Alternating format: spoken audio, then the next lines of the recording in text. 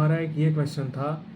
देखो, पहली बात कि मैंने तुम्हें क्या बताया था कुछ दिन पहले, और तुमने यहाँ पे मैंने इसको इसलिए सेलेक्ट किया है क्योंकि ये डार्क है, तो इसमें अच्छे से समझ में नहीं आ रहा। देखो, तुमने क्या लिखा है कि बीटा गैलेक्टोसाइड, आर मतलब रिकॉम्बिनेंट वाइट, एन आर मतलब नॉन रिकॉम्बिनेंट ब्लू। देखो क्या होता है, मैं बताता हूँ। मैंने उस दिन तुम्हें एक्सप्लेन किया था, लेकिन पूरा एक्सप्लेन नहीं किया था, तो जो आधा अधूरा बचा हुआ है मैं दोबारा एक्सप्लेन कर रहा हूँ। ये देखो, यहाँ पे देखो, यहाँ पे लिखा हुआ है कि जो रिकॉम्बिनेंट डीएनए होता है ना, उसको इंसर्ट करते हैं कोडिंग सीक्वेंस में। किसके कोडिंग सीक्वेंस में? एक एंजाइम होता है बीटा गैलेक्टोसाइडेज। ठीक है। अगर रिकॉम्बिनेंट डीएनए है तो ये एंजाइम इनएक्टिव हो जाएगा। अब कैसे हो जाएगा, क्यों हो जाएगा, मत जानो इतना भी, परसों पेपर है। बस इतना समझो कि जो रिकॉम्बिनेंट डीएनए है उसको जब इंसर्ट करते हैं तो उसमें एक कोडिंग सीक्वेंस भरते हैं एक एंजाइम की। कौन से एंजाइम की? Beta galactosidase. अगर वो रिकॉम्बिनेंट डीएनए है तो ये इनएक्टिव होगा, और अगर ये इनएक्टिव, ये करता क्या है? ये करता है क्रोमोजेनिक सब्सटेंस के प्रेजेंस में ये कलर देता है। ठीक है। क्रोमोजेनिक सब्सटेंस के प्रेजेंस में कलर देता है।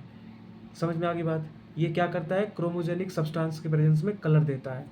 अगर हमने रिकॉम्बिनेंट डीएनए को इंसर्ट किया एक कोडिंग सीक्वेंस में, कौन सा एंजाइम के साथ? इसके एंजाइम के साथ, और अगर वो रिकॉम्बिनेंट डीएनए है तो कलरलेस होगा, अगर वो नॉन रिकॉम्बिनेंट डीएनए है तो क्या होगा? कलर ब्लू होगा।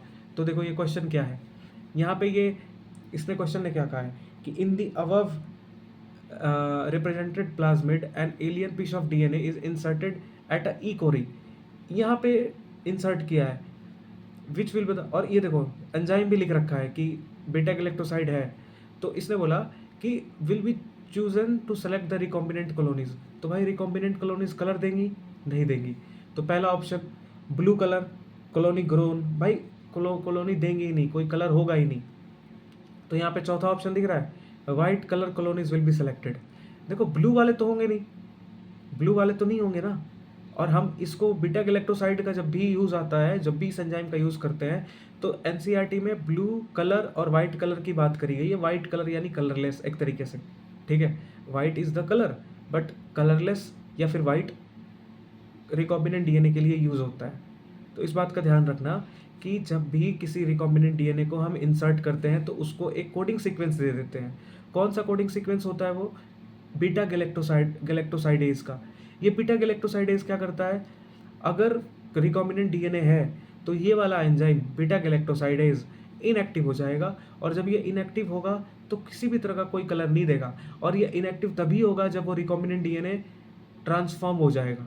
समझ में आई बात?